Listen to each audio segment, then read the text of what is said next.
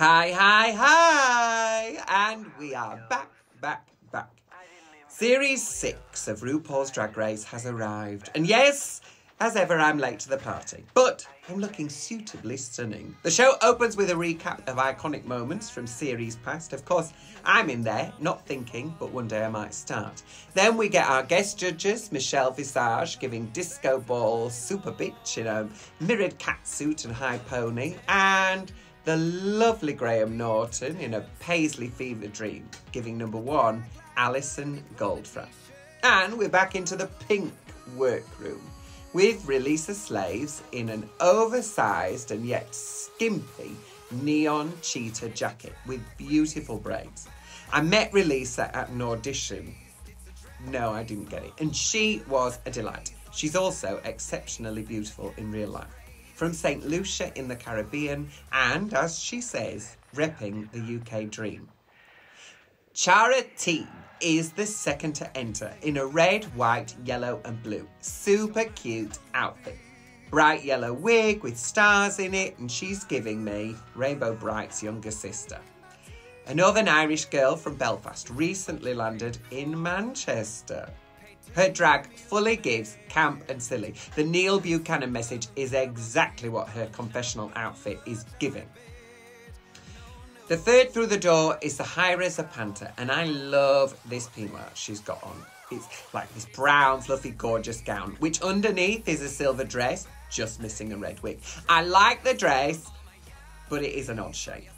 So there's like lots of undergarment going on, and it feels like it needed a longer drop at the front, the back, and the sides. It is lovely though. She then gives us cat making a bed rolling around that really made me laugh.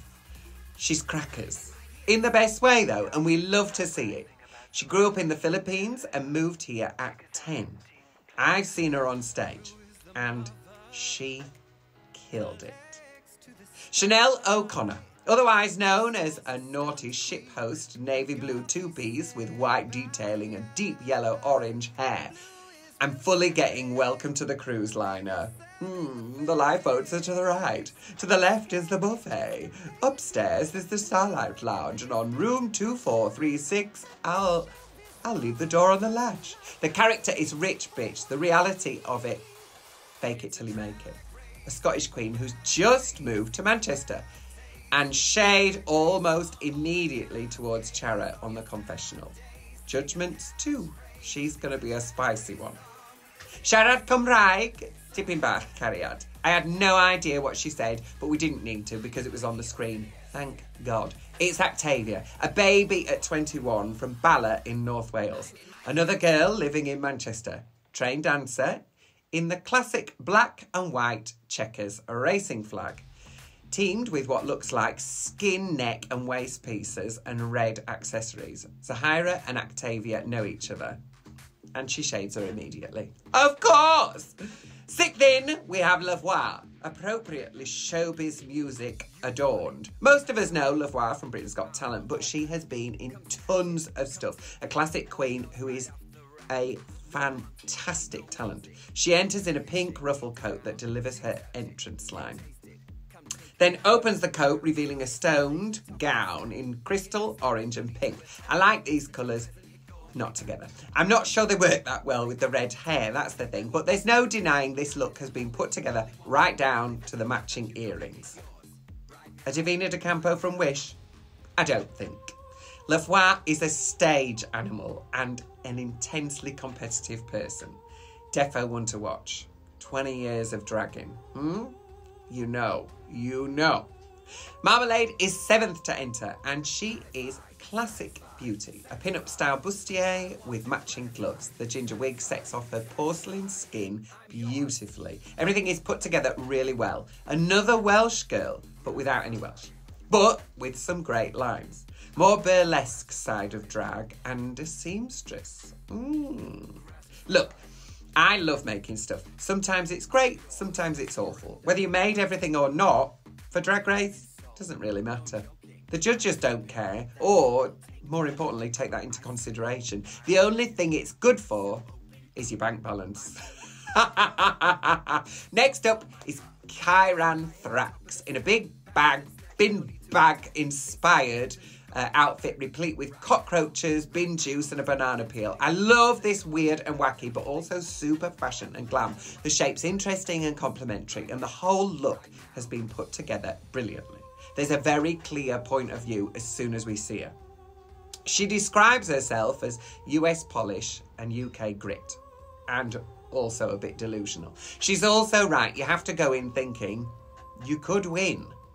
Saki, you! My girl is number 9. I love Saki. She is sweet, funny, kind, great on stage and super talented. I've got to be honest, baby, this isn't my favourite look. This sort of Marilyn-inspired Diamonds Are a Girl's Best Friend dress teamed with the black catsuit just jars a bit for me.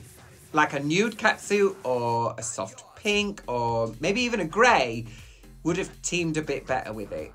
Or if the black was taken into the dress somehow, so it all marries, you know, like around the waist, or... And also the necklace was caught inside the catsuit. However, she is a pro and one to watch. In comes our 10th, Madame. And what a madam it is. Lil HRH in a beautiful blue sequin, sissy come Victorian sleep paralysis demon dress with accompanying bonnet and doll. Daddy. There's a lot of detail on this outfit and it's really gorgeous, which is appropriate because that's Lil's drag family. Lil's great. She's a proper Manc Northerner. And at this rate, it's a wonder there's anyone left in Manchester at all. It's like a mass exodus. She does, as she says, have a charming personality. Kiki Snatch is 11th and in this amazing multi-tonal gold sequin catsuit. Relisa is immediately excited and we know why. They're friends. The catsuit fits her brilliantly. I do miss her breast form, but I'm not super keen on wearing hip pads because they get in the way for me, so it may just be a similar thing. So, she lets us know immediately she can do all the things and will show us if needed. Finally, Dita Garbo from Folkestone. One of the joys of drag is that people can be working in drag, and even though you're doing 2 or 3 or 4 gigs a night, you may never get to know them. I feel a little bit like this about Dita. She looks amazing. She's really carefully put together and her makeup is gorgeous and soft. And at 48, she is the oldest to ever appear on UK Drag Race, which up till now was me. Outrageous as that is. In comes Ru in a soft yellow suit, looking like a beautiful fairy cake. And he says, what? They win £25,000? Maybe I should apply for season 7. In comes our Brick Crew boy, resplendent in top hat, bow tie, boxers and a long cane. Why? Because it's showtime! Off to Tickety Boo Cabaret Club. It's the talent show! We see the judges all sat on a bizarrely high banquette with assorted steps to get off. It's like an inverse Olympics setup. Lavoie is the first up, in a red wig and a silver dress. If it's not broken, don't fix it, babe. She delivers an original track, taking in Judy, Cher, Shirley, and she kicks it in the balls. Octavia is next up. Clack, clack, clackety, clackety. With an original track and clean, precise choreo. I'm not a huge fan of this sort of performance usually, but this was performed so clearly and with clarity. It was great. Lil gives us a makeup tutorial with a difference. It's like the inside of my head scooped out and put on a stage. Hilarious and well thought out. Not the inside of my head, her act. Kiki gives us another silver dress. The doors I've opened. You're welcome, Beyonce. And she gives us runs for days. Zahira comes up next. This track is great, and I'm into it. The only issue is the lip sync doesn't start super strong and then gets better. The energy seems to drop a little after halfway, and again, so does the lip sync. She looks amazing. The track's great, but I'm not sure the performance was quite what she deserved. Does that make sense? Marmalade is in her Joanne era suit. And she gives us a poetic performance. plastic pumps. It's beautiful and meaningful. I wasn't into the lifting the trousers at the end though. It felt a little bit like overkill, like we got the idea. Much like my outfit. Right now, it needs editing. Relisa is next up with a sexy, sultry strip tease. I feel a bit sorry for the Brit crew boy. Like, he really wasn't needed. She gave us all the sexy we needed without him being there. Charity and her fitness section. I get the idea. It can totally work. Like Victoria Wood showed us how. This is so almost there. Just, it very slightly misses the mark. Chanel wishes us all a happy birthday with a faux fear and frightened vocals. It's smart and funny as a performance. She reminds us, however, not to explain the joke unless that is part of the joke. Dita is next up. Dita in a Ringmaster fetish blue and silver combo with her name printed all over. Proper burlesque vibes. And the dance break is fun. Kind of unintentionally funny and also impressive. Legs. I think the boots would have been cute in a blue or Dita fabric to tie them in a bit better. They're slightly incongruous here. Saki Yu. Dress like a Hello Dolly Big Purple Quality Street burlesque number that does exactly what you want. Funny, silly. I just wanted more taken off, that was all, but I loved it. Karen Thrax turned up with a physical manifestation of everyone else's inner saboteur. It's totally crackers and so entertaining. Back to the workroom, unpacking, de-dragging and getting sorted ensues. I love the interaction between Kiki and Relisa. Chanel now immediately critiquing Chara. Red flag. Chara asked how Chanel felt. I don't know if this was genuine like help or it was gameplay, but it's a red flag for me. Elimination Day and home time representation. Saki and Zahara talk about the pressures of being Filipino and being confused and having to push to get into spaces as an individual artist. Let's take it to the runway. Runway. RuPaul arrives in a silver dress and a... Wait a minute. She looks incredible as ever. Loving having Michelle and Alan, and ooh la la, indeed, I love Goldfrapp. We also get a different hand from RuPaul. More like holding a tray. Who knows why, and frankly, who cares? It's RuPaul. She can do what she likes. Chanel O'Connor is first out, in knits and a lovely sporran. Kiki Snatch, in a checked and white dress based on a classic national dress of St. Lucia. She looks gorgeous. The twisted hair is really beautiful. Lil, fully selling Mank in all its modern history. Kiran Thrax as a Pendle witch. I'm obsessed with Pendle, and this black outfit with red details is beautiful. Zahira is next in a classic gown based on the First Lady's outfit. I like it. I'm not sure I love it. Okay, Charity, I fully get the Derry Girl reference. It's a bit of a cop-out not to give us where you're really from, though. Like, come on.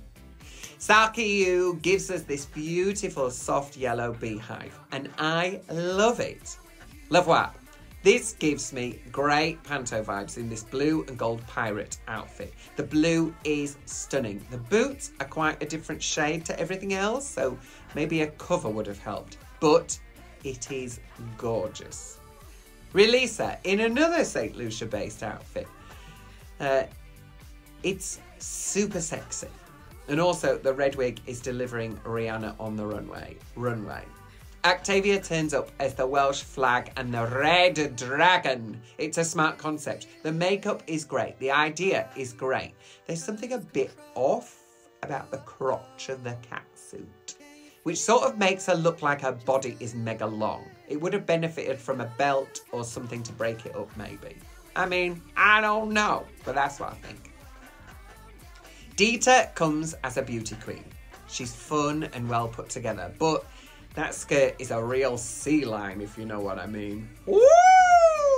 Lady! Marmalade brings us a folk tradition from Wales. is kind of creepy, but gorgeous. It's also almost bridal. It's the judging! And we find out 2 little plot twists. The first being, no one is going home this week. I love that. It means we get to see more of each of the girls and that the winner will also receive immunity next week. So, let's get this straight. They've got money, immunity and pin badges. Fuming! We're left with a party of tops, my favourite, as the others are sent to untuck. Out of the tops, my favourite offerings were from Lavoie and from RPDRUK. They both really did their own thing and they did it perfectly. In Untucked, I love that Chara calls out Chanel. Her response is interesting. Apology and then take it back. We've all been there. It happens. Another Divina reference from Octavia. Thank you, darling. I'll send you a check. Lavoie and Kieran have to lip sync against each other. Both great performers, but lip sync is maybe not Lavoie's specialism, and we can see that that's true. It's more what Kieran does. So it's not a huge surprise that despite a valiant effort, RPDRUK takes the win. So we know she will be with us at least till episode 3. Who is it who caught your eye this week and who's looking shaky? Like, subscribe and comment. And I'll see you for next episode. Bye!